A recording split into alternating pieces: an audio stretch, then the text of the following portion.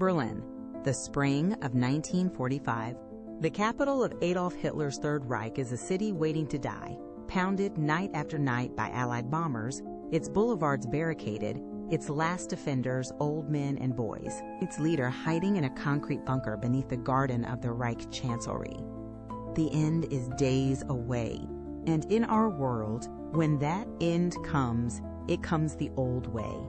Soviet soldiers fighting street by street, a red flag raised over the shattered Reichstag, a surrender signed in the rubble. The most terrible weapon ever conceived plays no part in it.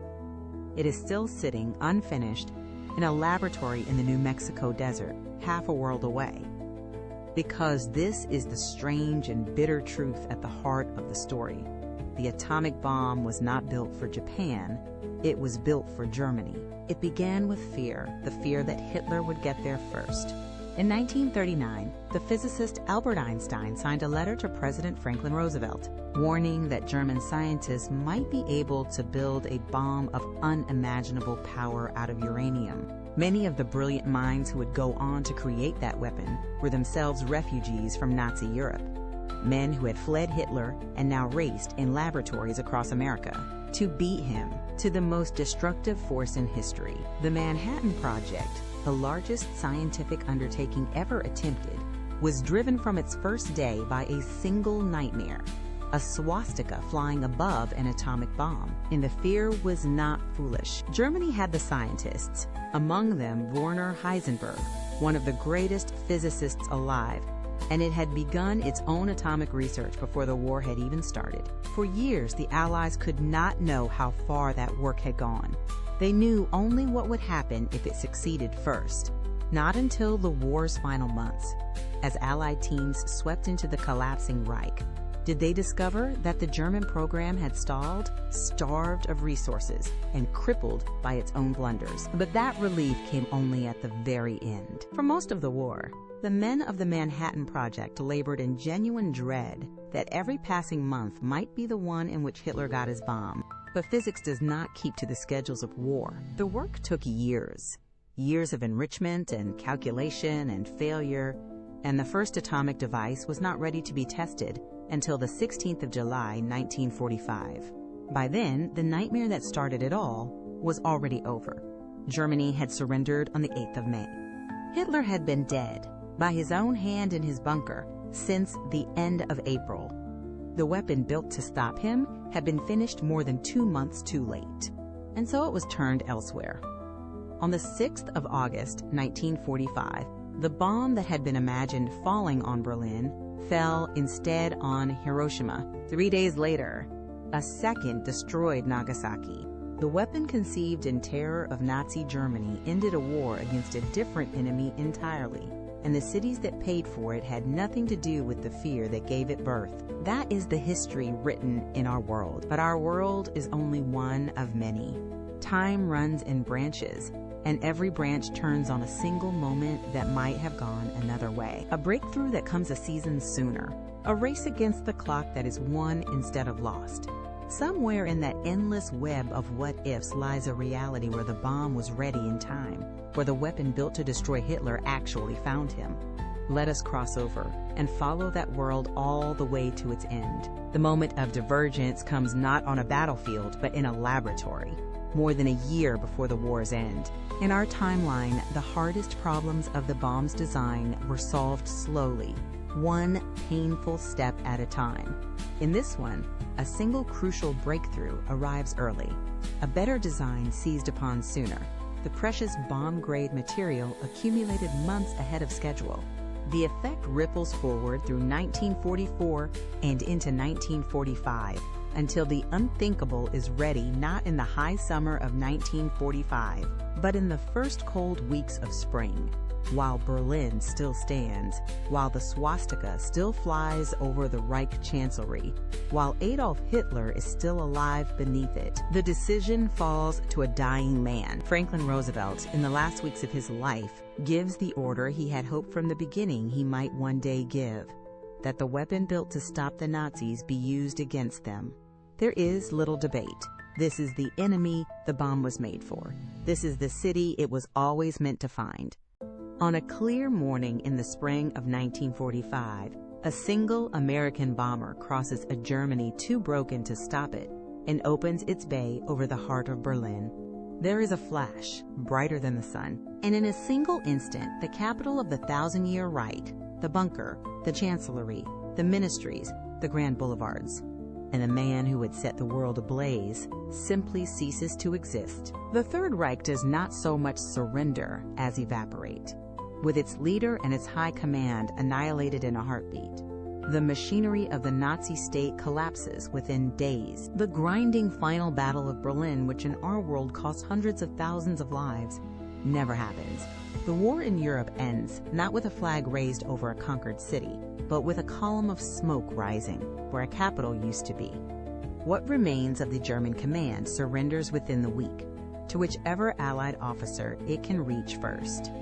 The armies that had been racing toward Berlin from east and west halt before a ruin no soldier dares enter, a poisoned ground where the capital of Europe's most powerful nation had stood that very morning. The occupation of Germany still comes, and the country is still carved among the victors, but its heart is now a radioactive wound, and every man who helps govern the peace does so having seen with his own eyes what the new weapon can do to a city. And the world's first glimpse of the atomic age is not a Japanese city, but a European one. The photographs that sear themselves into the conscience of the 20th century show not Hiroshima but Berlin, a great Western capital, a city of Bach and Beethoven and broad museum avenues, reduced to a plain of ash. The bomb's first lesson is delivered in the heart of Europe, and it is a lesson the West cannot hold at arm's length, because the dead look like their own.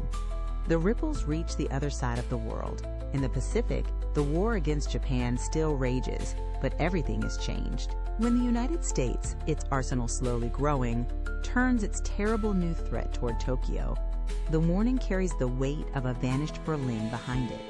Faced with the certainty of the same fate, the Japanese leadership chooses surrender before a single atomic bomb falls on Japanese soil.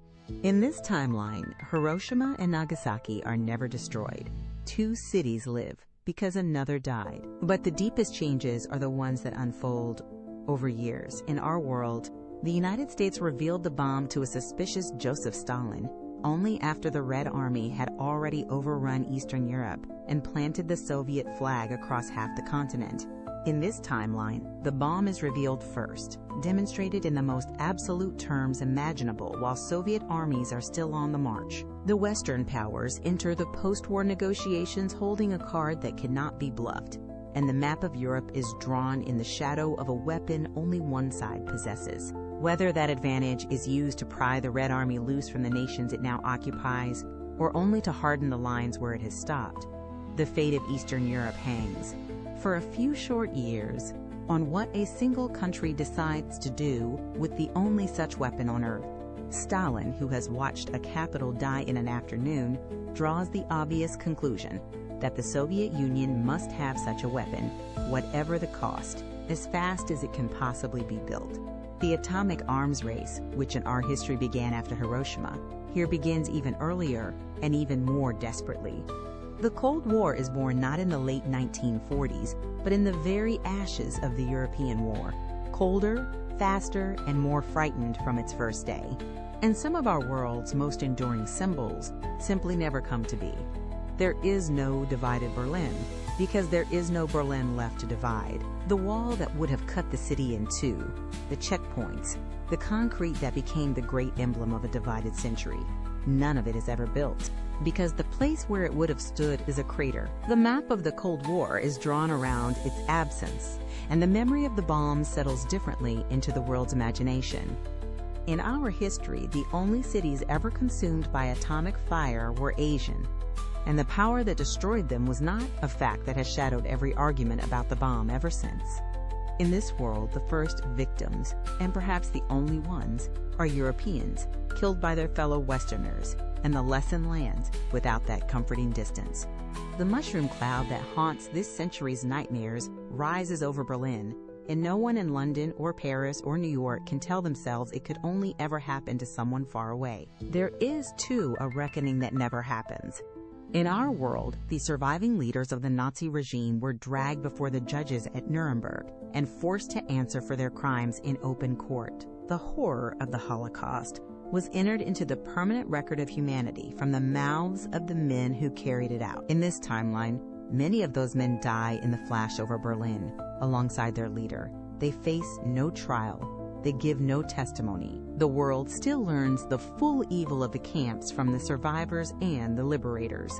But the careful, documented confrontation that Nuremberg gave us is lost to the fire. Hitler escapes the dock by dying inside the very weapon meant to judge him. Follow that road to its end, and the vision is a sobering one. The atomic age opens not over Asia, but over Europe. The arms race starts years early. The long, terrified peace of the nuclear century is built on a precedent set in a Western capital. The bomb did, in this world, exactly what it was built to do. It found Hitler. It ended the Reich. It was, by the cold arithmetic of war, a success beyond the dreams of the men who made it. And yet, the bomb made no distinction between the guilty and the innocent. In the ruins of Berlin lay not only the architects of the Reich, but its victims, the forced laborers and the imprisoned, the hidden and the persecuted, the children, the ordinary Germans who had longed only for the war to end. The weapon that killed a tyrant killed 100,000 others in the same instant, and it could not tell them apart. And by killing Hitler in fire, rather than dragging him into the light, it granted him the one escape he might have wanted most, from judgment. We cannot know whether it would have been justice or merely a different catastrophe. In our world, the bomb came too late for Germany and fell instead on Japan, and humanity has argued ever since about what that meant. The parallel only sharpens the question it cannot answer. The atomic bomb was built to be used on Berlin. The accident of history is not that we chose another target. It is that, when the moment came, the weapon was simply not yet ready. A few months of physics stood between our world and that one. That is how thin the line can be between the history we know and the history that might have been. This has been Historically Parallel.